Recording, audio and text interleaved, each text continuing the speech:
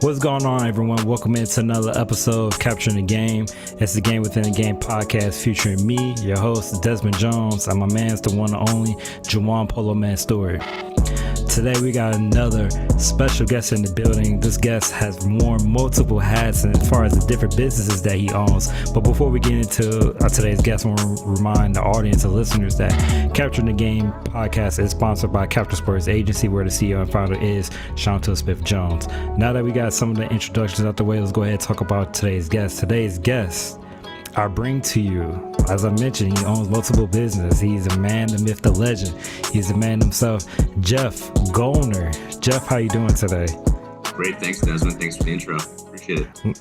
No problem. So I normally, for all the listeners out there, I normally ask how to pronounce the person's last name before I start the podcast. Because so my question jack is, it up. Yes, because I will jack it up, and Lord knows I've butchered my fair share of names. So my first question is, did I get your last name correct? You nailed it. If the question would have been if I asked you to spell it, that probably would have been challenging. Some people are challenged with that, but you nailed it. Nice work. This is true. Look, I'm giving myself a round of applause. Okay, I deserve that because you said it better than I did say it sometimes. Oh man. I feel like when it comes to me. Don't toot his horn, Jeff. Don't toot his horn. Don't right. do that. Don't do Back it. off. Look, we hold on, because when we started the year 2022, we was like, all right, we set the goal was we're not gonna butcher anybody's names. That was the goal for the year. Now you jacked that up. I didn't jack that up. At least I don't think I did. But yeah, at least one. Maybe one. Maybe one. Right now, I feel as though I got more wins than losses.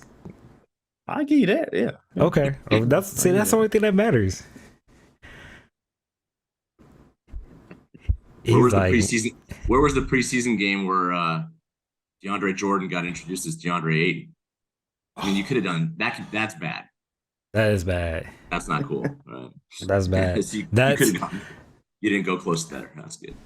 Yeah, because it's not like someone clipped it, and made, and then got people retweeted and shared it, thousands of times, and now people can relate to that and say, hey, this announcer he said DeAndre Ayton, he said DeAndre Jordan. So I mean, I feel like I'm winning right now. But it sounds like Juwan wants to clip that one time he did it bad and make it go viral. He's gonna have to do that on his own. It's not being done by my side. I might think about it. You might think about it. Oh, this man gonna sabotage me. I have to go find the episode though. I can't remember who it was, but I had to find the episode. I can tell you which one. It was Manuela when I had to roll. You just told me. Yeah, you just told me. So now I just have to go back now. You're not going to go back. You're not going to go back and do it though. I am. I'm going to send it to you as a Christmas gift. Merry Christmas. Tragic. All right. Enough about me and Juwan in the pod. Welcome back. Jeff, let's go ahead and talk about you, man. Can you go ahead and tell the audience a little bit about yourself? Yeah. Today I own two different businesses. I've got a sports marketing agency called Agency G. Just celebrated 17 years 2 days ago, in fact. For the most part, we handle PR and marketing for entities that kind of do things maybe in and around sports, but maybe also don't have, say, enough work for someone to sit in a chair 40 hours a week. So we'll take on that role and responsibility for those call them small businesses or entities that are working around sports. It could be a nonprofit, it could be for profit. And the other half, really based on my own past experience, is we get hired to help produce sports events. Everything from soccer matches that come here in the Valley in Phoenix. I've certainly traveled outside the state to help produce some events, college bowl games, Hall of Fame, award ceremony type of events. And so, or consult to those events just to help them kind of get to their end line. So that's the Agency G for the most part does, though we've been kind of quiet and almost purposely so, because I acquired one of my clients 5 years ago. And that company is called STEM Sports. You can kind of see it in my background. In STEM sports, well, first off, you have to know what STEM is. It's an acronym for science, technology, engineering, and math. And what we do is we create curriculum, push it into schools all across the country that helps teach kids STEM, but using sports. So it's right there in the name, STEM sports. So it's a playful way for kids to learn things around sports. Obviously there's a lot of math and stats, right? And a lot of data around there. And then obviously there's technology being woven in, engineering in so many different ways. And then certainly just the overall sciences that happen in sports. And so those are the two things that are really keeping me busy, and proud of both, and certainly really proud of what STEM sports does to help children around the country really see kind of opportunities and work and careers that live in sports. We're not going to go around telling an 8th grade student that their chance of being the next NBA player is going to be very difficult and challenging. Rather, we just want to show them other opportunities and ways that they can work in the sport they love. So really proud of that work.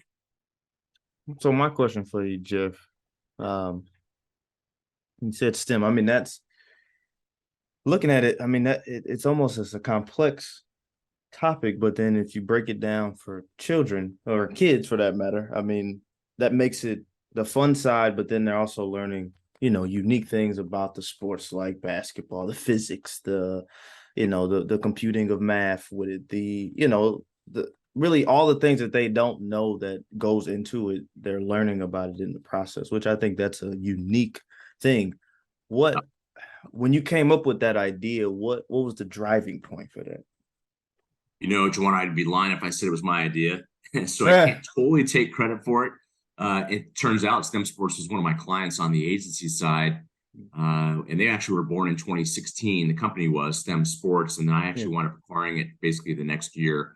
Longer story, but it's just one of those things where the owner, he did start it, but just really didn't have the time and the bandwidth to see it through. So I acquired it from him. So I can't take the origin. I can't take credit for that. But no, the purpose really was at the onset, it was how can we work with a sport and a sports NGO, right? National Governing Organization or National Governing Board, to help strengthen their place with youngsters. So how can we start kids in fact, the whole concept was born with BMX. How can we get more kids to ride BMX and go to different track sites across the country? And that's when STEM BMX was born, a curriculum whereby kids would have this maybe introduction to the sport in their classroom, but also know in the back of their minds, oh yeah, that's right, there's a track nearby. I can take my bike there and ride. So to answer your question, it was really born out of a stimulus or a growth in a particular sport. And maybe the NGO or NGB would be a partner to that and see that opportunity. Today, I can tell you that that's not a bad play. It's not our main purpose. Our main purpose is really to educate kids, but meet them where they're at. Most, oh yeah, you want me to go play?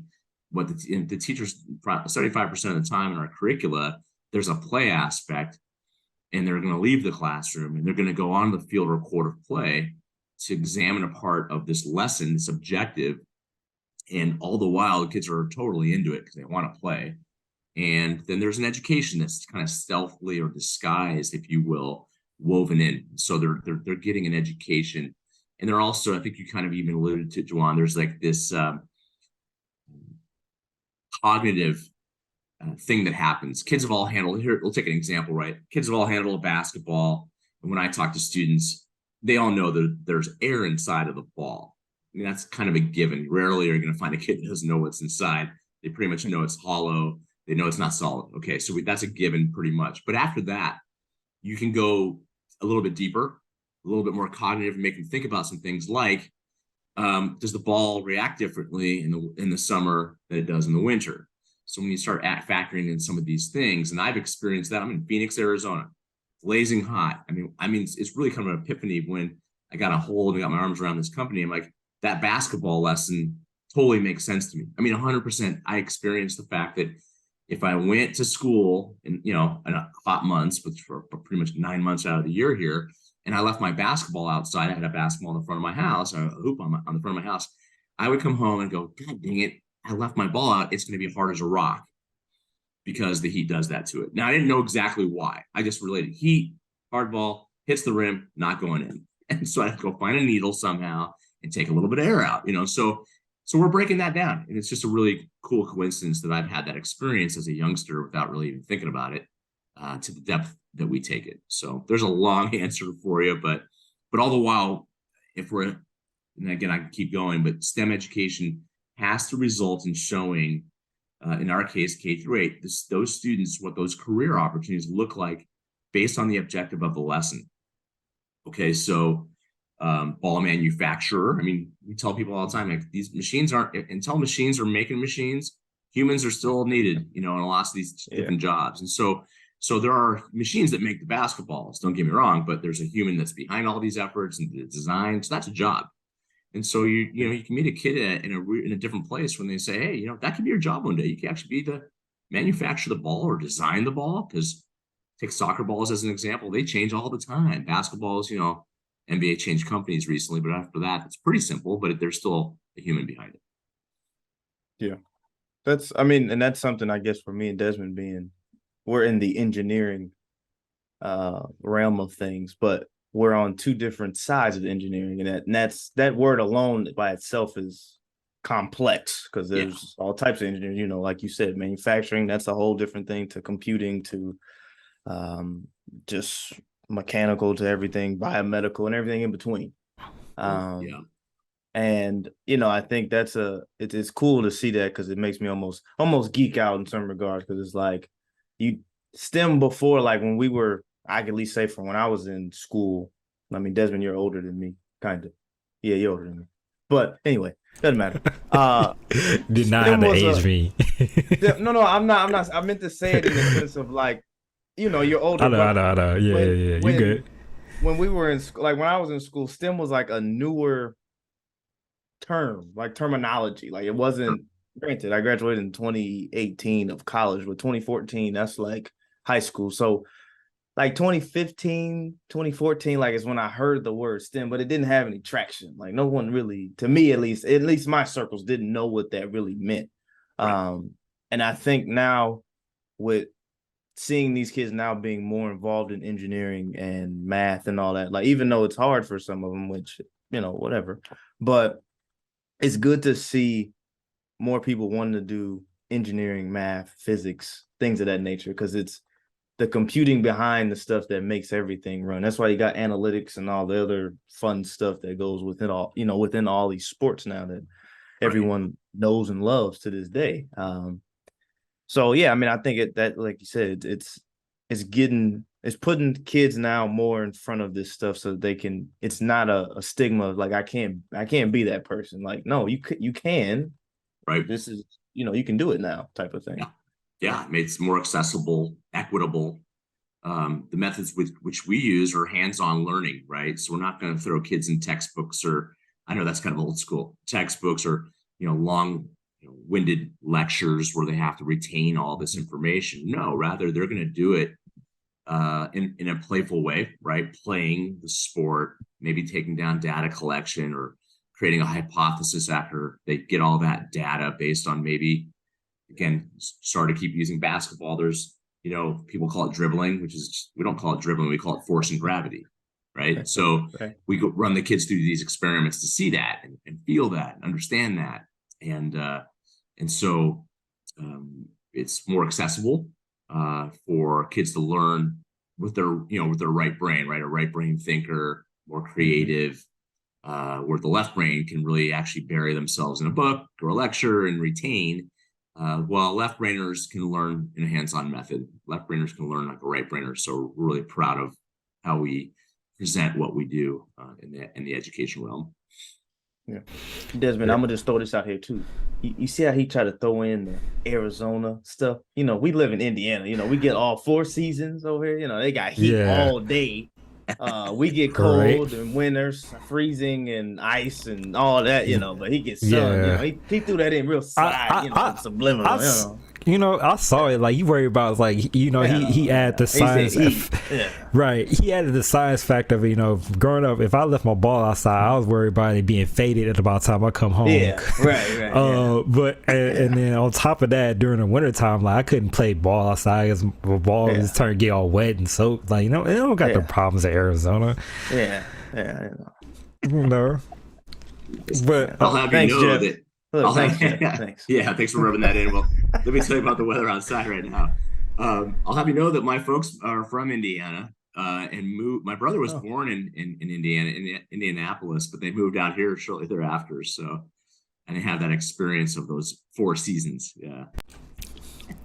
They come and go, they're seasons. But but like one thing I want to highlight though, because like currently what you're doing with STEM sports, and we haven't even touched on the other side, the other business that you do. But like growing up, that's something that I would have loved to get into, and I feel as though just because it's like the perfect blend. You have the hands-on activity. You break down to show what STEM really is without getting into really the science behind it, but you're making it fun and you're making it relatable for kids. I think that one of the things that's difficult, especially for STEM, is the access to it. A lot of people think STEM and they think that, oh, I can't do that, and it is sad that it's the first thing that they do. They would rather go chase a dream that's much harder because that's in front of them versus something that's maybe a little bit more obtainable if they just put in maybe this relatively the same effort. But a lot of time people count themselves out. Growing up, as Juwan mentioned, I didn't really. He said 2014. I'm like, I didn't really know what STEM was. I looked at it as computing. Like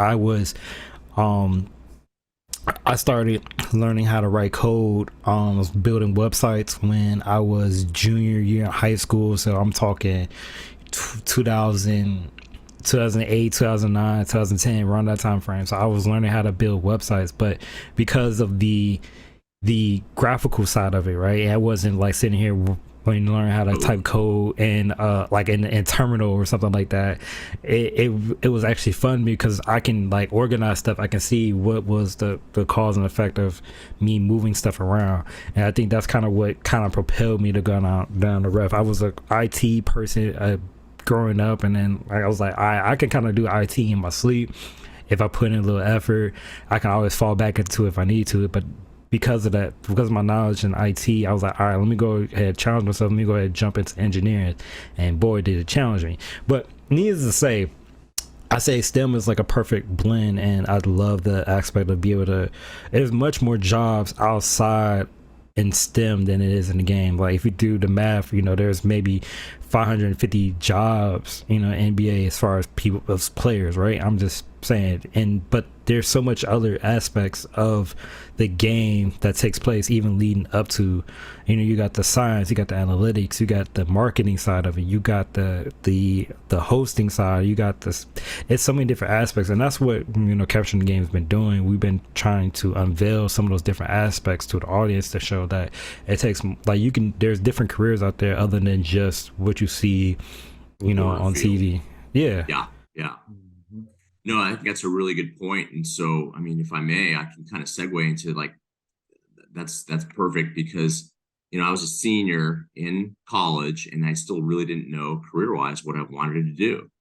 And, I finally had that serious conversation upstairs, right? We all have those, like, and I was like, literally I was finishing in May and January or so. I'm like, dude, you're about to graduate and you don't know what's next. You got to figure this out. And I remember sitting there going, I really need to think about, and this is so obvious, I want to do something I like, that I enjoy. And so I really kind of squared up, that thought. And instantly, not too long after that, I figured, oh my God, I love sports. Not anybody who's going to be a player, but I really enjoy sports. And so when I really started thinking about it, I was like, dang, you've known, and I've always been very observant and curious when I go to sporting events about what's kind of happening around the court. Really, I was referencing Suns games as a single-digit kid, when my dad would take me on occasion. So I was referencing that and going, yeah, that's exactly what I should do. I should work in sports because there's people have jobs, careers that are around that. I mean, I literally would, I could still name off a whole bunch of Suns players as a young kid. Don't get me wrong. I was very aware of what's going on court. But again, I was also seeing like, where was the announcer announcing from? I would just I'd figure that out. And then I just kind of assumed the people around him, they had an important role, probably, looking back, obviously it's easy to say stats and not like we had a whole bunch of scoreboards in the late 70s, but they were doing functions of the game that were important. I was even scanning the crowd to find, where the contestant that got to shoot the half court shot for the Buick Regal came from. I mean, I was just dialed into all that. Probably undiagnosed ADHD for sure. I was able to do everything, if you will, but that's a joke, right? So now I'm having this conversation with myself as a senior in college. I'm like, that's it. That's what you got to start pursuing. Do something you like. That would satisfy me. And so it was actually the Colorado. Now I'm really aging myself. It was the Colorado Rockies' first ever spring training, and they trained in Tucson, where I was going to school at the University of Arizona. There's another Arizona reference where it's nice and sunny. And I hopped down to the stadium and said, how can I help? And they needed a lot of help. It felt like the state of Colorado was coming to Tucson like soon, for spring training. I was answering the phone, selling tickets out of a box office. I built a batting cage one morning. It was on. It was just really busy, but I liked it. I liked the flavor, the taste of it, and I pursued it. And I wound up moving to Denver, and I worked for the Rockies for about 2.5 years, and then more formidably, I wound up working for the Arizona Diamondbacks. Came back to Phoenix, my hometown, and worked for the team for about 9 years, the first 8 seasons, which was really preparation, if you will, for the things that I'm doing today. There's no way without having that intensive experience, responsibility, and the leadership that I got to thrive under is something that I use today. So the Diamondbacks, you talking the Randy Johnson era of things? Yeah, Randy Johnson era. You bet. Guys like Matt Williams. There's other names I don't like to name. But yeah, there's some great group of guys and it's cool, right? We won the World Series in 2001, and ownership, even though it's not the same ownership today, Jerry Colangelo, who owned the club at the time, it's a mission that we all get together every 5 years, players, personnel, team, marketing, you name it. We get together every 5 years for a little, celebration, anniversary, if you will, and it's fantastic. This last one we had just last year, because in fact, just a handful of days ago was 21st anniversary. November 4th is when we won Game 7. And my running joke is November 5th is the anniversary of the best worst hangover. November 4th was when we all got together this last time on the 20th. A few players stood up and everyone kind of speaks and just kind of shares their feelings. And a couple of guys said, a couple of guys have won World Series with other clubs. And they basically just said, this just doesn't happen. This is so special, for everyone to get back together and that sort of thing. And that's really cool stuff. So there's tons of stories there too, but we only have so much time. But good times for sure. No, I love it. So one thing I do want to ask. So out of all the clients that you work with, like, what made you choose like STEM sports? You saw it as though it was like a perfect fit for you to purchase? Because I'm sure a man of your stature, with the amount of businesses that you've worked with, I'm just guessing that you probably had an opportunity to partner or even purchase or maybe other like clients along the way. What made you choose like STEM sports versus kind of maybe another business that you're looking at? Great question. I've never really been posed with that. Like, I think it's still pretty rare that an agency actually winds up acquiring the client. I've actually recently met 2 agency owners that did something kind of recently similar. So they bought a franchise for, one of the clients they represent. So that makes a lot of sense. And like, who better to validate, what you're doing when the agency itself buys you or buys in, that sort of thing. Pretty rare, pretty unique experience to be able to do this. Was not my intent. Even day one when they retained us to do the agency work that we were hired to do, never even crossed my mind. But as I was telling the owner of STEM Sports some things that they really needed to do, right the ship, make an investment, do some things to really make it go. It was at that moment that I heard that they were like not really going to be able to do that. I was like, huh. So, and just totally unveiling and revealing. I'm a really transparent person. When you think about it, and I'm now in my young 50s. Granted, this was 5 years ago. A marketing agency at the end of the day is not really of value to basically sell and even sell your clients, if you will, to maybe a buyer, another agency that wants to absorb you or buy you. There's not a whole lot of intrinsic value that you can say, oh, cool, I'm going to get to retire. No, it's not in the cards. That, very humbly and modestly, they would want to buy you, right? The person that possesses the, if you will, the talent that's behind that agency. And if you want to retire, well, you're not going to get to retire if that's going to happen. So that's kind of long-winded. So, and I wasn't even looking at that. But once I acquired STEM Sports, then I kind of looked myself in the mirror and said, hey, Jeff, you might have acquired something that down the road, yeah, it's got a tangibleness to it that could be bought, lending yourself to your next step, whether that be retirement or move on. So that was one reason, but it wasn't even consciously there when I made that acquisition. But what I can tell you, without a doubt, coming out of the franchise world, the Diamondbacks mostly, I saw STEM Sports as an awesome asset for a team to utilize as a piece of inventory to sell to a corporate partner. I mean, just call it what it is. So a community affairs department and fill in the blank team, whether it be NBA, NFL, MLS, NHL, MLB, is always looking for ways to activate a corporate partner, but they also want to do good in their communities, no doubt. And some are really good at doing it, some not so much, maybe going through the motions, but the majority of the teams are out there are trying to do something to affect their community. And boy, if they can affect their community using their sport to really do that and affect youth and drive it through education, that was kind of what I saw. And truth be told, that's why the reason why I saw that is because that's where I came from.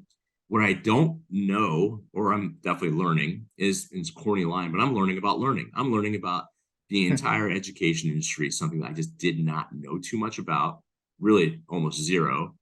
And so, yeah, 5 years later, it's corny, but it's really true. I am learning about learning every day. And I can absolutely tell you guys with all the truth, that's been the most enjoyable asset or facet of it. It's just learning, because you get kind of tired of doing the same thing over and over again. The agency allowed me to do that. Well, agency, typically I would take on a client, they'd be in fill in the blank industry. Well, I gotta backfill. I gotta start learning that industry to properly apply some marketing know-how. So I'm doing the exact same thing now for my own company, and I'm learning about the education industry. It's been pretty cool. I really do enjoy that. And it's been changing. Lots of industries have definitely been changing, certainly provoked by COVID and the pandemic. I think education will be right up there with lots of those other industries that have really been vastly affected by it. And so, man, pivots is an overused word, but I'll tell you what, that's true about what's going on in education, especially for the youngsters on that side. Yeah, I definitely agree, and I'm gonna come back to that because I want to unpack that, because there is so much that has changed as far as education, just because of the fact that COVID has happened. But I'm gonna table that for right now, because I'm gonna come back to it. I think if we got time, there's a lot of stuff that we want to make sure we get to. You spoke about your agency. I'm not sure if you talked about it, but what made you start your agency? Yeah, that's a great question too. So, it's funny. It's so hard to, sometimes you can get this question asked of you, and my answers might be different day to day. Really, I think probably one of the denominators was, working in baseball is wonderful. It's awesome. I'm not going to give you a lot of complaints, but it's a long season. And I was responsible for all the home games at Bank One Ballpark, which then changed to Chase Field. So again, this isn't like, oh my God, this is the reason why I'm leaving. It's just one of the many. But the long seasons were tough. 6 months out of the year, you hear about the old 9-game homestand. Well, that's usually 9 games in a row. That's 9 games that you're away from family and friends. And, more times than not, my family just got used to saying, okay, well, we know where to look where Jeff will be by checking the Diamondback schedule. So again, a minor thing. Most people love it and can thrive. A lot of people thought I'd be a lifer and stay with it for a long, long time. And there was a time I thought so too, and I'd move up the ranks. But it just kind of came to this point where I had a little bit of this like tug on me, kind of like, hey, try something else, do something else. And so, kind of got provoked into starting a little agency. At first, it was going to be with others, which was easier, right? When you have others, and that didn't actually pan out for me. It wound up being me and only me on November 7th, 2005. And so, but no regrets whatsoever.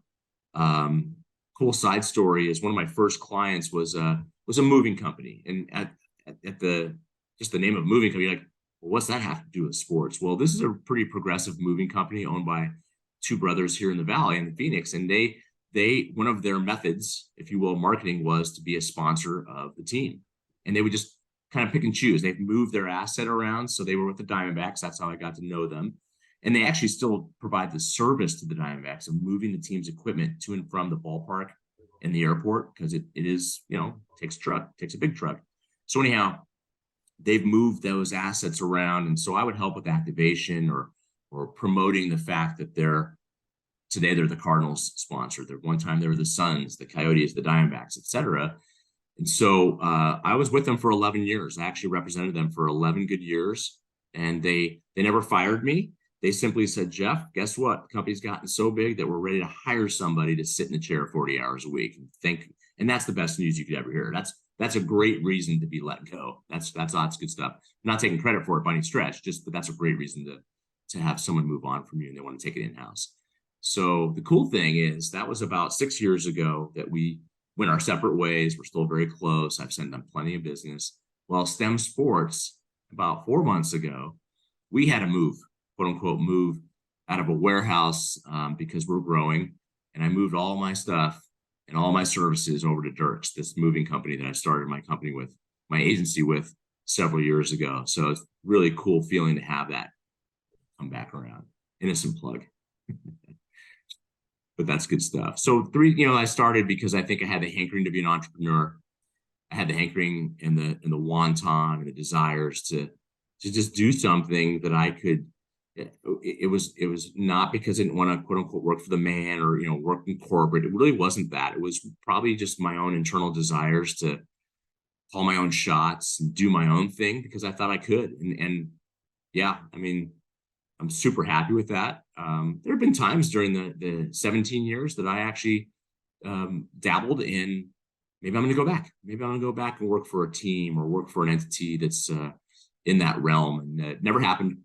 Stayed with it because there's lean times, right? 08, 09, Desmond, maybe we were writing websites because the downturn. No, I doubt it. But, around that time was tough. Businesses weren't spending as much money or hiring, outside entities like myself to help them because things were looking kind of dire. So you have these waves and you have to learn how to, ride those waves as best you can, especially when you're out there on your own. And then you have staff and you got to pay staff, and that's stressful. Making sure they can bring home the bacon, so to speak, too. Long answers to your little questions. Sorry. No, it is your platform as well as our platform. So you can be as long as you need to be, or as short as you want to be. So I appreciate the thoroughness of your answers because for me, it tells me like, hey, I asked a good question, or he definitely had a lot to unpack. So don't feel bad about long-winded answers. So thank you for that. So I'm trying to I gotta put my other hat back on now. So yeah, so thank you for the answer. So one thing that I want to ask about, so you talked a little bit about marketing, so I got like two questions for you. So how has marketing changed over the years? Because when we first started, maybe I say 15 years ago, social media wasn't as big as it is now. So, but I'm just maybe highlighting one aspect of marketing that has changed.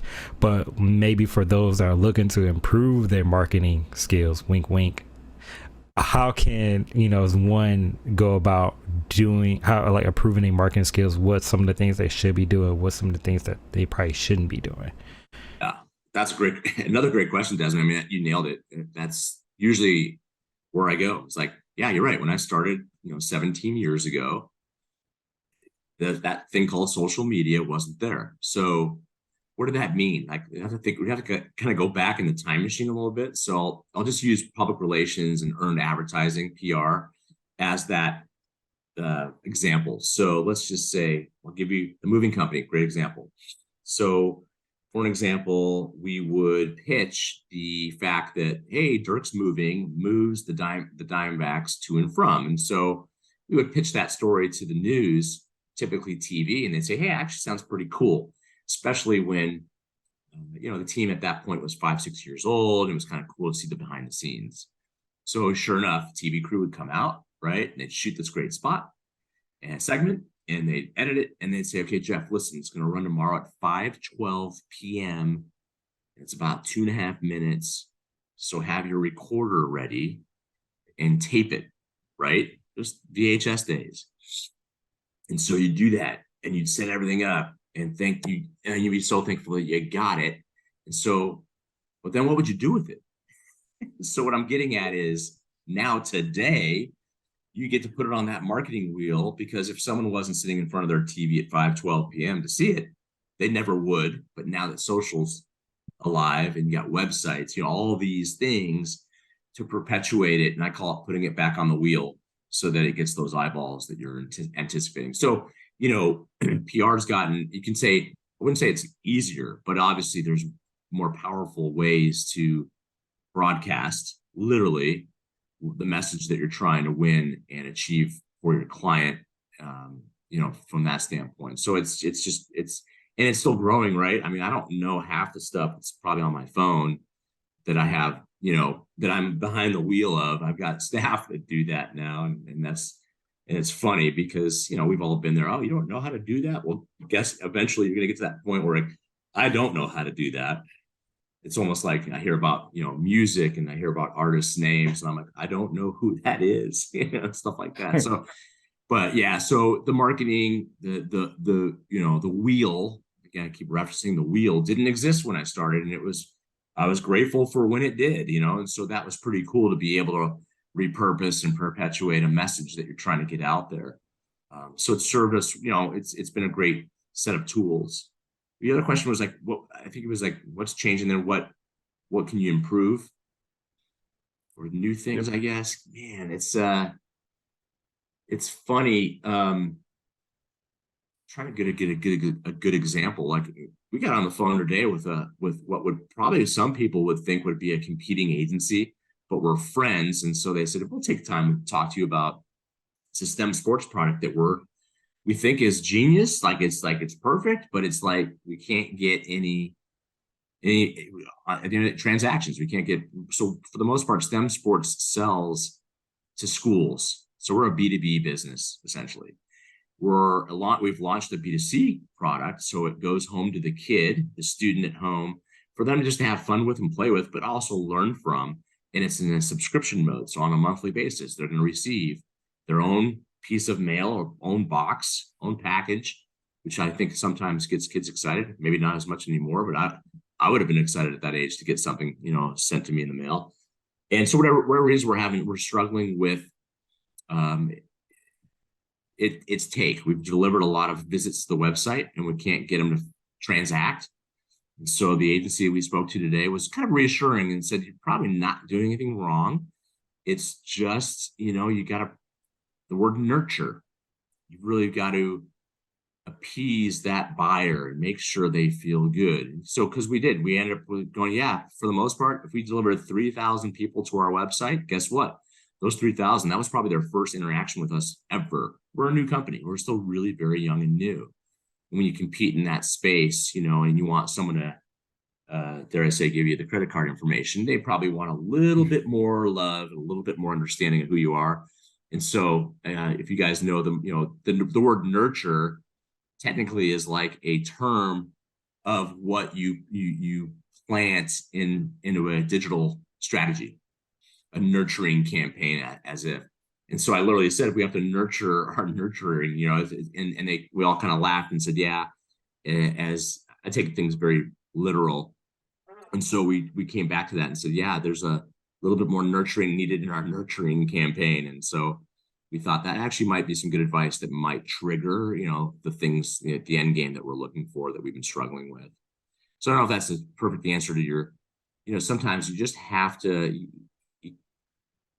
rethink things, I guess, back away. Failure is going to be a part of a process, which is sometimes, it's frustrating, it's aggravating, especially when you feel like you've got something. It's not much different from engineering. Sometimes when you design things, it's not always going to work, and to understand that you might fail or have to fix something, it's not much different in marketing. It's different but similar, right? But we've come to understand that process sometimes not one size fits all. We have to kind of rethink things. Very, very much true.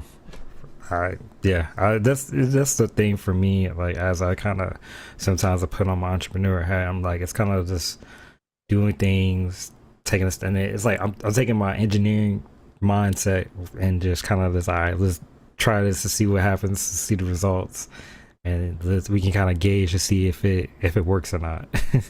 Yeah.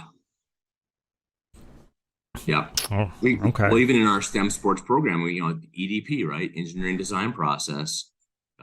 We tell the kids, hey, listen, failure is not a horrible thing. I mean, if you're building a bridge, we might have an issue, but in our process and the kids and things we provoke and, put in front of the kids, like, listen, failure is okay.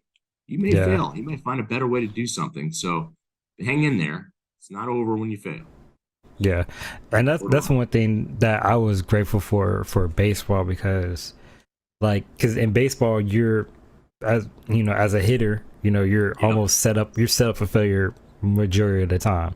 3 for 10 is an F in school, All-star. but if you do, 3 for 10 in baseball, you Hall of Fame numbers right there. And it had baseball had to teach me how to cope with failures, and how you respond, and how you handle failure, handle adversity, and how you respond to that, how you build off of that, how do you learn from it, how do you adjust from it, Right. And it all became very, very mental. So yeah, we say that all the time. Even at, like sales people, they don't, they're going to fail more times than not. PR, public relations, you're pitching a news station, you're going to fail more times than not. So it's just one of those things you have to accept as a baseline and try to exceed that. But yeah, what happens? Yeah. What's something that you know now that you wish that you knew beforehand? It's funny. I thought about that question. It's weird. It's not going to it'll make some sense, but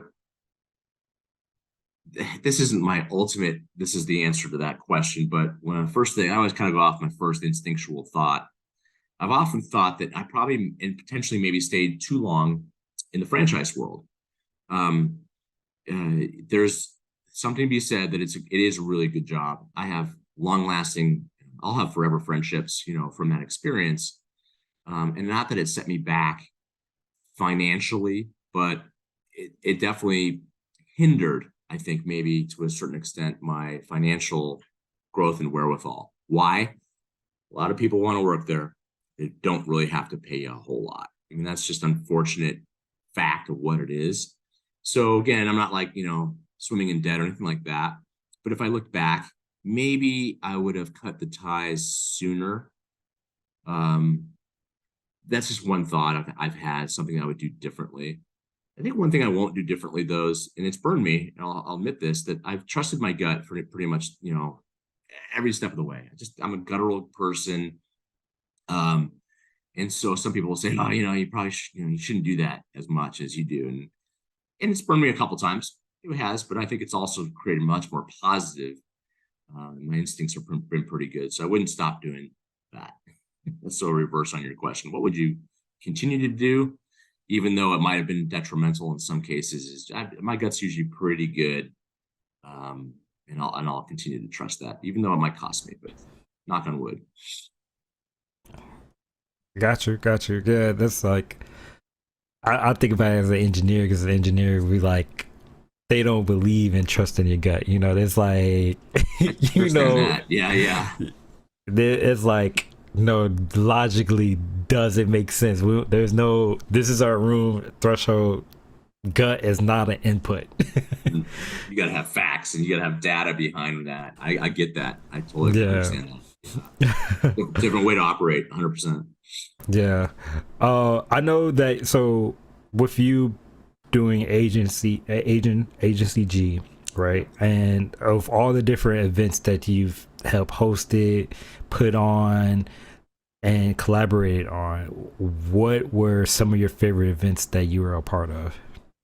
Yeah, great question. So, well, the Diamondbacks World Series is always going to remain number one. And obviously, that was not under Agency G. That's when I worked for the club. So it's always going to stay up way up there. I doubt that I'm going to be able to top that. But coming in, that top five, number two, number three, there's some Diamondback events that definitely happened in that top five. But in 2016, I got hired to be what was called the venue director for Copa America, a big soccer tournament that 100 years old, was celebrating their 100th anniversary by actually playing it in the States. It's a South American, it's made up of the South American countries, is made up of that conference called CONMEBOL, and they decided to bring it up to the States and include US and Mexico and some other outside of their conference countries. This was, and I haven't done World Cup or been there, but I'm going to imagine not on the same par, but pretty close to what a World Cup experience, which we're all going to get in 4 years. We're also getting it later this month, albeit across the world. But Copa, was amazing. From that, really had that amazing international flavor. The importance was evident from really day one. For who was going to win that and competing in it. The U.S. actually wound up in the third place match, which we hosted in Phoenix. So I actually had 3 matches over the course of June in 2016. But my job wasn't just the games, the matches themselves at what was then University of Phoenix Stadium, now State Farm Stadium, where the Cardinals play. It was everything in between. It was everything from airport arrivals of teams to security, the hotels, training sites, and everything that obviously culminated in those matches. And so, just being in that position and leading a really, really great group of people I got to hire, as well as dozens of volunteers and stadium personnel, was really, really very cool. There were just a lot of intangibles to even what made it so cool, and just the flavor of the international. I mean, when you have Mexico come to your stadium, it's an instant sellout. And the energy is insane. Insane in a good way, and then insane in bad ways. There's some things that still need to be corrected because the behavior can get a little out of hand. But the overall behavior, the overall energy is what I come back to. And that's just been amazing. We had a match. The first match was Mexico, Uruguay. And then 4 days later, we had, I think, Ecuador, Peru. And, there was just a massive difference. Certainly it wasn't as well. The second match wasn't as well attended. But those that did were really into it. I mean, soccer is obviously very important to the world's game. It's very important to people. And so that's what you really felt. And you knew you had a really big responsibility to make sure that wasn't taken for granted. That was fun. So Copa America would be right up there.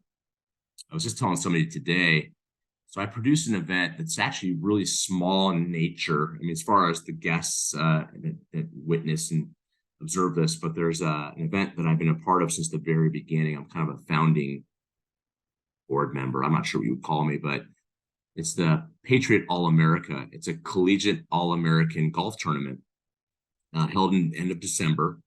We're going on year 11, I believe.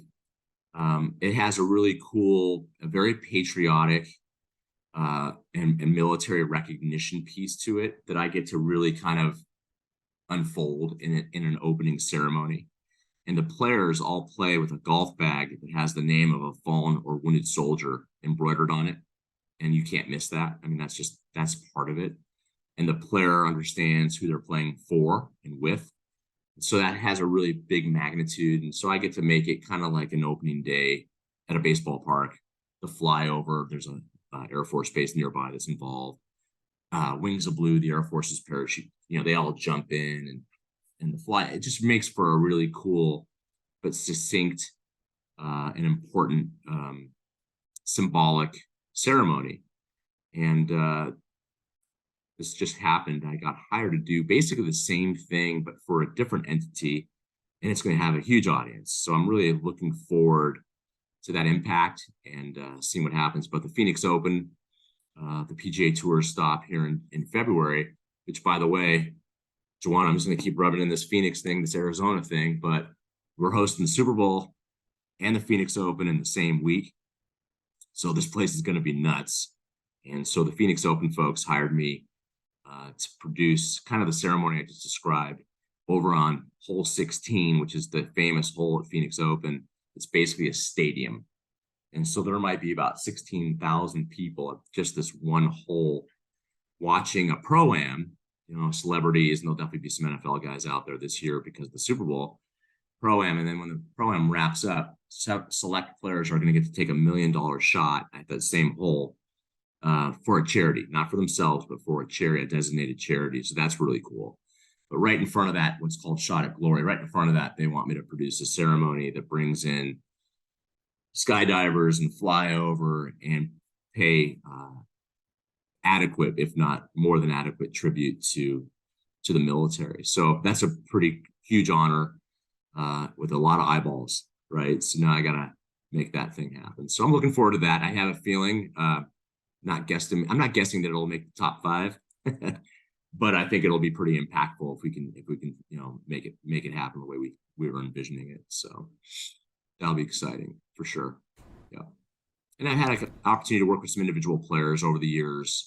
Upper Deck was one of my clients at the agency, the old trading card company. Remember? So some of their name brands, name endorsers were the guys like Derek Jeter, Peyton Manning. Hear about that guy every so often, and then Ken Griffey Jr. So on a whim, they were struggling to figure out Upper Deck was struggling to find out how to activate a kids promotion where they all got to do a baseball clinic with Ken Griffey Jr. here in the Phoenix market. And through some phone calls, it came to me, and I was able to answer the call. And then I got the gig a couple more times with Derek Jeter twice in Tampa over at their spring training site for the Yankees. And then in Indianapolis with the Colts, and kids got to play with Peyton Manning, who's as good as you guys see and hear. Threw a ball at every kid, was very engaging, just stuff like that. It was pretty cool. It was almost behind the scenes, and he was legit. And Derek too, even Ken, all the guys were very good. No cameras on. They were very good with the children. No, that's awesome. When you said Upper Deck, it reminded me because we had a guest on our podcast. I believe his name is Paul Bradford. He works for Upper Deck. I believe he's on the marketing side. I believe, don't get me, I've slept since then, since we had the interview. I would say the interview was like almost a year ago at this point in time. But when he said Upper Deck, I was like, oh yeah, we've interviewed someone from Upper Deck. So yeah. It's interesting. I don't know how much. I think they're only playing in hockey. I think they only have the license to do NHL. So the old baseball card, it's changed quite a bit. We all know that, right? Yeah. Man, wish I kept mine. Yeah, for real. I wish I kept a lot of stuff growing up. I wish I had like the hindsight, like, hey, maybe I shouldn't like throw away these cards because I don't know, there was just cards that take up space. I was getting yelled at. I threw them away. That's what happened. We were sticking them in our bike spokes. I mean, what were we thinking? Because yeah, like and, COVID. That's one. I mean, positive, I guess. I mean, that's a hard thing to say, but that's what provoked it, because people were at home and they were just digging through their stuff, and it just regurgitated, if you will, and refrothed the whole market for all of that stuff, because people are like, man, I got this stuff sitting up here. Is it worth anything? And holy cow. And so you can flash your card on your camera now, and it'll give you a approximate value, and people are getting all these valuations. It's insane. I don't even know half of it. I just know that stuff. I can't even talk to you about NFTs and that stuff just makes my mind explode. So I'm Yeah, trying. the It's crazy. NFT market is big right now. Like Yeah, I think it's Big Shot where they do like the moments of like right, basketball and right. like the stuff that they're selling for, and it's all digital. I'm just like, yo, this is crazy. Yeah, and it's a whole other can. Bitcoin and oh yeah, yeah. So I don't even know. Yeah. Oh man, switching gears real quick. Jawan, do you have anything else before I move into the rapid fire? No, Okay. All I right. talked to So Wanzir off. no, look, no. no, That's not what it was. No, That's no, no, not what I it was. know. I he filled in he's all the so blanks. yeah, he's sucking on it. I know he lit up when you mentioned the FIFA and the soccer, and he was like, "Oh yeah, yeah, yeah." So I saw him Well, light up because for you that. don't watch soccer. That's the problem. I'm the guy that gotta be on everything. I gotta know Desmond, all the you're sports. Desmond, you're I about gotta know 10 all the days sports. out. You got 10 days to prepare because now you're not gonna be able to not see it when World Cup Yeah, when the starts. I'm World I'm Cup I'm, starts, I'm that's all it's gonna be on. I'm tuning in. I'm tuning in, and I got Juwan to make sure he's there to make sure I do tune in. So And I Oh, wasn't a big soccer guy before that 2016 experience. I had dabbled a little bit business wise in soccer, yeah, but man, I can tell you no doubt that first match I'm sitting there, they made me sit at the 50-yard line, the 45, the middle, the middle of the field. yeah, yeah, I don't know why. I'm trying to run this whole thing. Like, no, you sit there and just be on a headset. Okay. So I'm watching these guys run, right? I mean, I'm going to be honest. I didn't appreciate soccer. But I tell you what, within the first 10 minutes of that match, what could have been any match, but that match in particular, I think I stayed glued to one guy. And I would suggest this if you're not a soccer fan, do this. Just clue it into one guy and watch what he does. And I think you'll come away pretty impressed. I mean, he must have run 300 yards and never stopped, full speed, just back and forth, zigzag. And so when I had the appreciation for what they do, and I'll even take the next step further, that's when I was like, okay, I can appreciate this. I understand this. I mean, it's similar to hockey. That's not an easy sport, on your feet like that. So, and then people will, yeah, well, then they fall down and they're writhing in pain and nothing really happened. And so there's two reasons why they did that. Either they just ran 300 yards and they never stopped and it hurts a little bit more when they get hit, or they're actually taking a break for their whole team so they all collectively catch their breath. So yeah, it doesn't look good sometimes when they flail and they flop. the But flops of death. I could tell you why. There's a couple of reasons why they're trying to catch their damn breath. So it's pretty fun. I've enjoyed it more when I see it that way, and I think most would if they understood that a little bit better.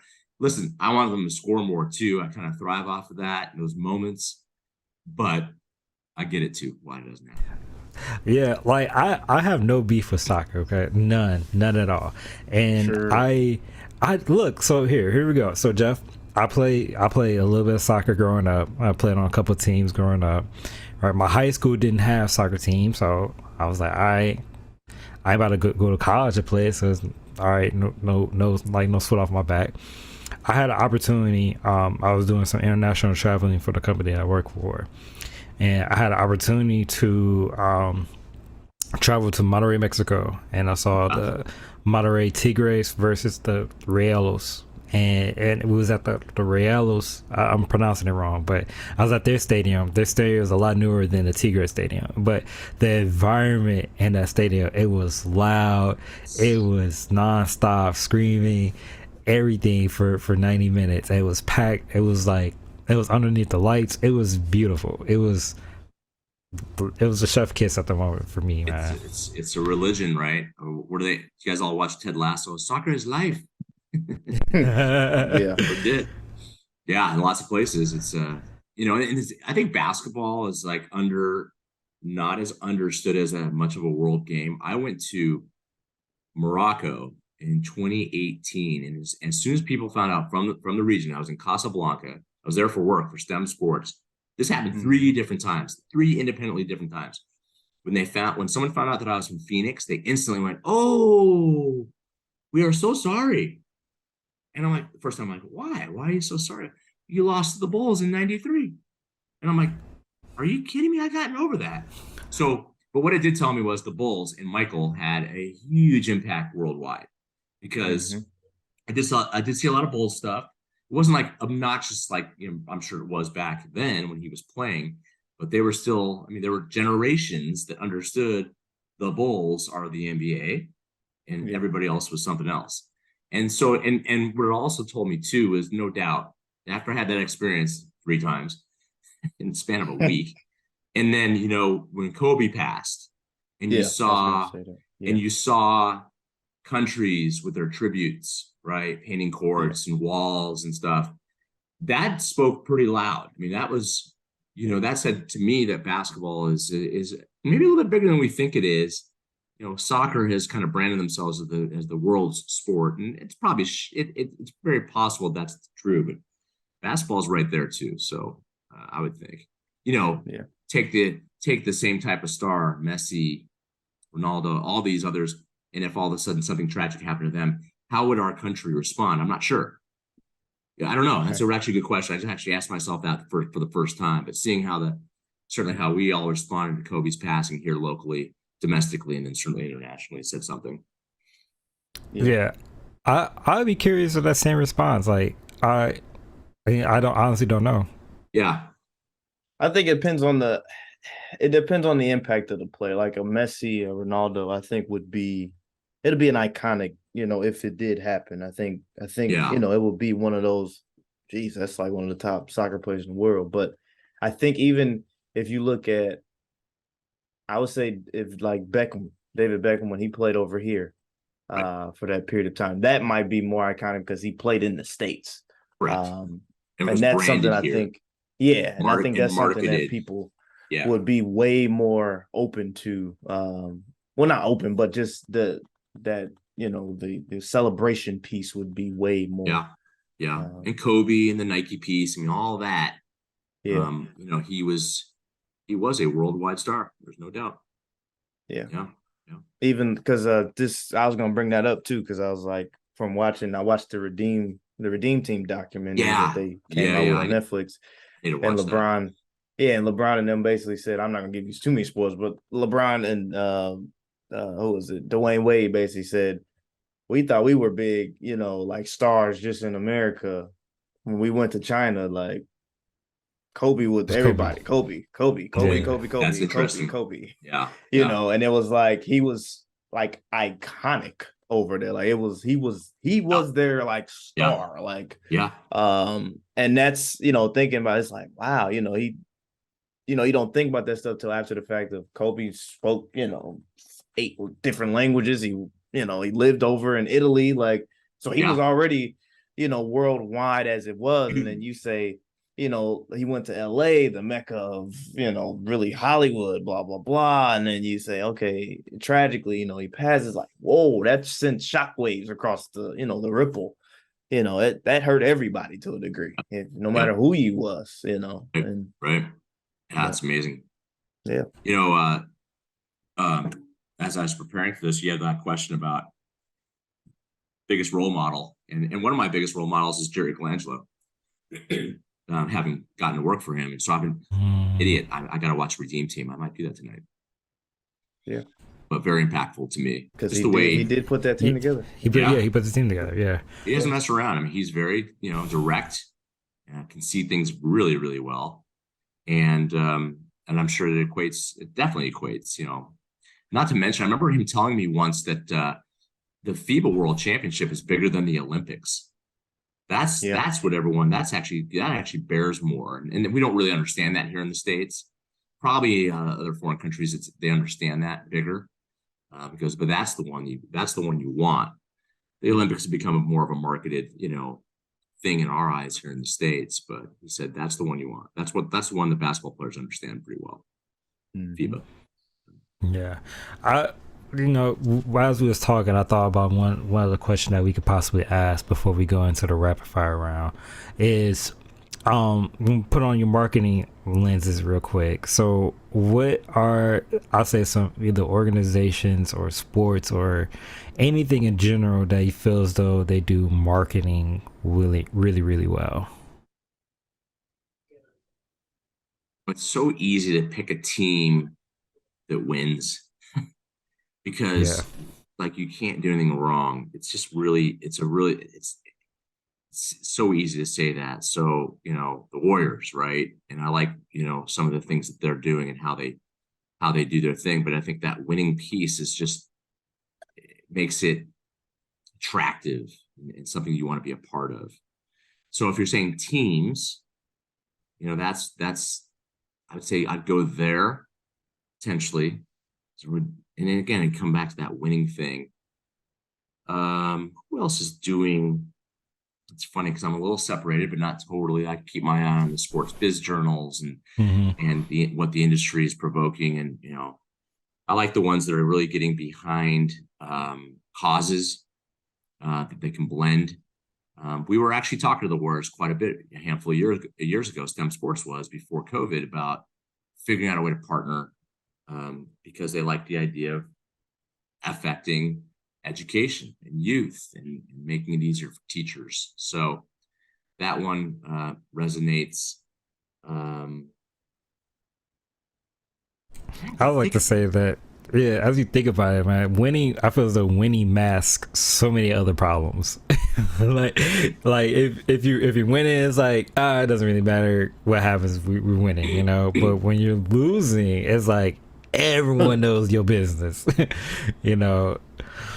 went to a San Francisco Giants game in the Bay Area in September, and I've always actually thought they've done a really good job, mostly because that fan base is electric, and it's like it doesn't matter what's happening on the field; they're really into it. So I walk into the game, and I'm gonna. It was they had awarded the player of the year has a name, and I'm backfiring on this because I should remember who. They have I think it was the Willie McCovey player of the year, for what contributions on the field, they kind of did it all. And it was a thematic throughout the entire game. They celebrated this player the entire game. I had fans going, "Oh my God, this is so fun. It's the McCovey game." And just that effort behind it and this annual thing that keeps coming. What I came to realize was two things. One, they've done a really good job of just, it's like this community of fans really gets behind that. And that was really, really cool. Like the player's dad throughout the first pitch.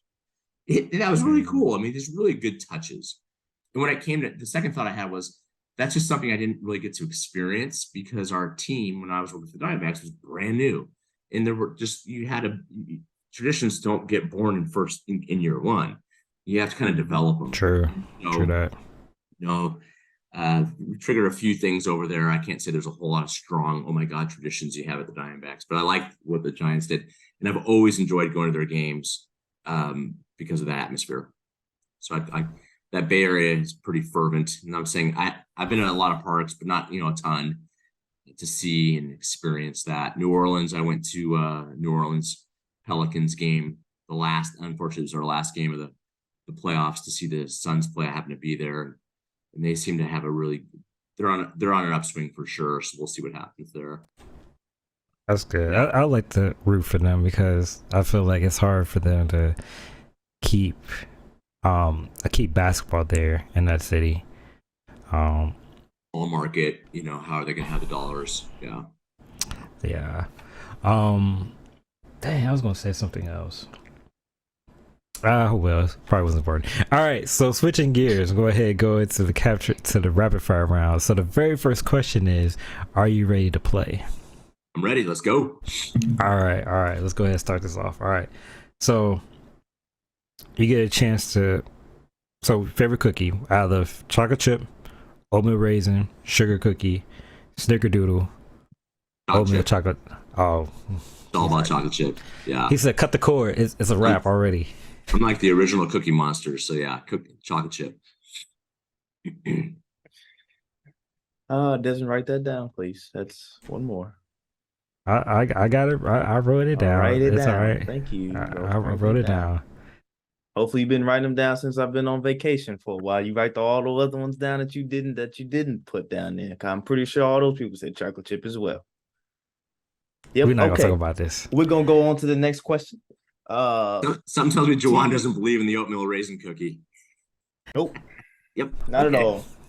Yeah. So Juwan's the chocolate chip person. I'm supposedly the oatmeal raisin. You are. I am, but it depends on the days where I'm like, all right, I'm gonna go ahead and get my chocolate chip cookies because I want my chocolate. And then some days like, you know what? I care about what I eat today. Let me go ahead and just get the oatmeal raisin. Nah. Chocolate chip. Hand me the CC cookie. Chocolate chip. I need it. Thank you. Come on, Desmond. Come on. Whatevs. Next question. The next question is TV shows or movies? Lately, it's been TV shows. What you been watching? Well, let's see. We wrapped up. Have you heard about Wrexham, the soccer team that Ryan Reynolds now owns? That's in Wales. That was pretty interesting. I haven't watched it, but I have heard of it. Yes, yeah, that was good. We liked that. We finally wrapped up Better Call Saul. The Old Man, Jeff Bridges. Pretty interesting, actually. I actually enjoyed that. And then I'll go way old school on you guys. There's a show called The Offer, and it's actually about it's a reenactment, but it's a series about the making of the movie The Godfather. And I learned some things there I just didn't know. This was still even before my time in the 60s, but it was actually pretty cool to watch and see. So there's a handful of TV shows. I haven't been to the theater in a while. Okay. Going forward, what would be, I say, your top 5 in the NBA? And now you can either go all time or you can go current. Is that choice? I'll play all time. Okay. Jordan's up there. Jordan's my one. Michael Jordan's my one. Oh man, it's a debate every day, right? So I'd probably go Bill Russell, Larry Bird. The man from French Lick. Yeah, Magic Johnson. So we'll put those foes on there. When I'm at 4, I gotta get a 5th.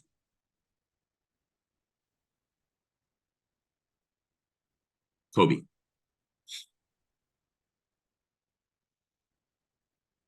Good top 5. I like it. Okay.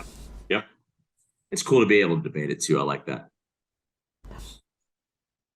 But I know how to end the LeBron Michael debate, but that's enough.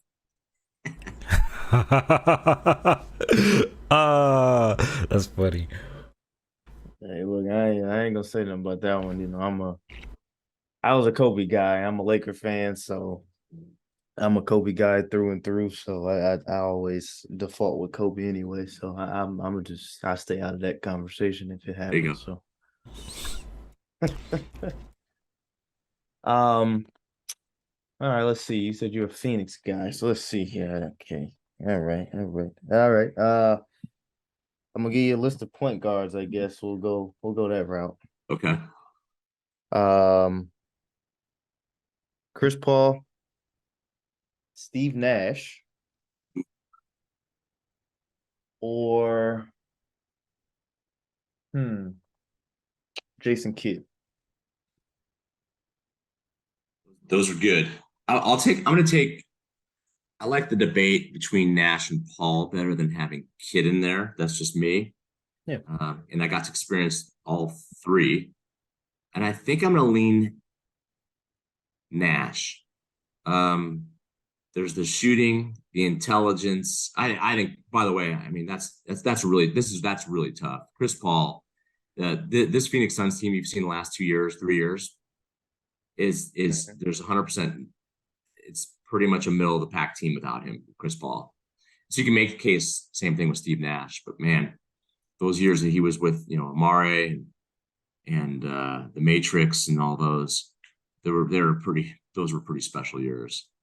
There's definitely an opportunity for me to answer that question differently like a year from now, if Paul can produce another one and get us where we're supposed to go. So I'll go with Nash at the moment. Okay. Nash didn't get it. Desmond, you see what I did there? I saw what you did there. You see what I did there? All on Phoenix. All Phoenix. You see that? You see what I did there? I see that. I see it. So my add on to that. Basketball savant. Come on. I give you credit. Look, you want the round of applause? Where's it at? Boom. There you go. You get the round of applause. All right. Thank you. My goodness. All right. So let me ask you this then, so we can stay on the Phoenix Suns topic. You know, who would be your favorite all time Phoenix Sun player? Ready? Walter Davis. Okay. You guys, are y'all scratching your heads, or do y'all know what I'm talking about? I know who that is. I'm shocked by your answer, but I thought you were gonna say Charles Barkley, but that's fine. So I'll give you a little insight. So when I grew up as a kid here in Phoenix, the Suns practiced at the local Jewish community center, and I spent a lot of time there as a kid. Sunday, I was a gym rat. My brother, I had an older brother, so I followed his lead. He played a ton of basketball as I did, and so we went to the J all the time, and it was commonplace for us to be there, and they would be there, and so we'd be like walking by them in the locker room. It was just happening. Obviously, it's not something you would ever see today. Things are so much different. So obviously that's where my affinity is for the Suns. Alvin Adams picked me up. That was my first dunk, things like that. So, and Walter Davis is what I really come back to on Walter is a couple of things. One, smoothest jump shot. In fact, I think even he went to North Carolina. So Michael, I think will in some way, shape, or form will actually recognize Walter and his jump shot, just smooth. And the other thing was that I recognized, this actually goes back to me just identifying, seeing stuff. He knew the game really, really well. And I recognized that he would, when the ball would go out of bounds or a foul was called and it was a side out, he knew exactly where to be before the ref would even be there. I always recognized that. He was just ready to go. He just knew the game really well. He's in Denver now, and he's with the Nuggets as a community affairs player rep type guy, and he does some TV stuff too. And the other thing is, my dad was a pediatrician here in Phoenix until he retired recently, and it was always cool to tell my friends that Walter Davis took his kids to my dad. but I literally answered to Walter Davis as my favorite player because of what happened on the court. I just loved watching him play. The Candyman. No, he was the Greyhound. And he was also called Sweet D. So we've had the same radio play-by-play. Al McCoy is on year 50 or if not 51. So that's insane. Yeah, so he's got all the nicknames for the players. Shazam! He's just a classic, total classic. Yeah. Walter Davis is my answer. Okay. Sticking with it. I love it. Old school. Yeah, ain't nothing wrong with that. Yep. So here's another question for you. So if you can go pro in any sport, which sport would it be? It'd be basketball. Okay. Destroy my body. I've actually done I only have 2 knees, but I've torn 3 ACLs. Jeez. Yeah, I'm allergic to basketball courts. But if I wasn't allergic to basketball courts, it'd be basketball. Ouch. Look on your face. I was like, that means one of them got torn twice. I'm just like, no. Yeah. Lefty's gonna have to get replaced one day. That's for sure. Still surviving though. Yeah, don't do that. Knock on wood. Bad joints. Oh man. All right. With that being said, favorite sports moment you've either seen or witnessed? Yeah, the seen and witnessed would be Luis Gonzalez, little bloop single in the shallow left field, which won the Diamondbacks the World Series in 2001. Nothing will compare to that. Well, there's a couple other comparative, but just so different, right? Where how it affects so many people in the city, and how many times you get here's where I was, when that happened, and just so many things around that are just fantastic. So that's it. November 4th, 2001. Proud of that. Got the ring. Yeah, can't go wrong with that. Nope. So, all right, your last one would be, well, it's actually 2, but we're gonna go. This is the last one. Hardball question, possibly. So, if you could take over any organization besides the ones that you have currently, what would it be? Now, this could be anything. You could take over, FIFA, the banks, anything. It doesn't matter. Anything doesn't matter. whatever you want to go with it. We've had all type of answers. We had the Cowboys. We had someone take over FIFA. Really, Yeah. Banks. Yeah. All of it. So. Yeah, Cowboys been the leading choice right now. Everyone want to be I a part don't of know Jerry why. World. Yeah, I don't know why, but I remember we you must, guys. we must have had a lot of people from Texas.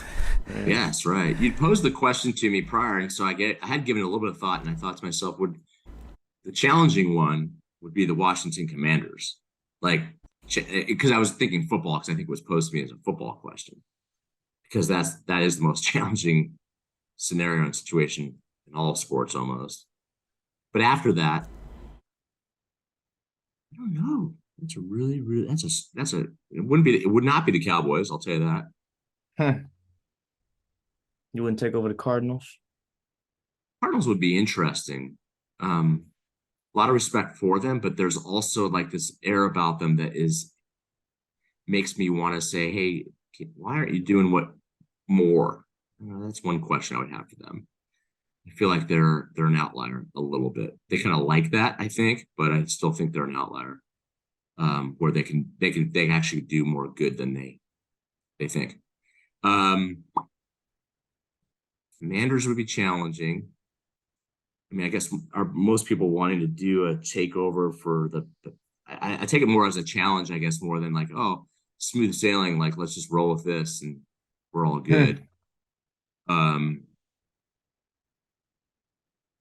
Yeah, I don't know. That's a really good question. Or outside of sports, what would I want to take over and make better, or do better with? I haven't really thought about that. That's okay. In the meantime, I'm asking this question. We'll come back to it, or if we don't come back to it. But if you could, I'm gonna say gift, but what's one team in Arizona that you would love to see win a championship? Oh, it'd be well, certainly the Suns for sure.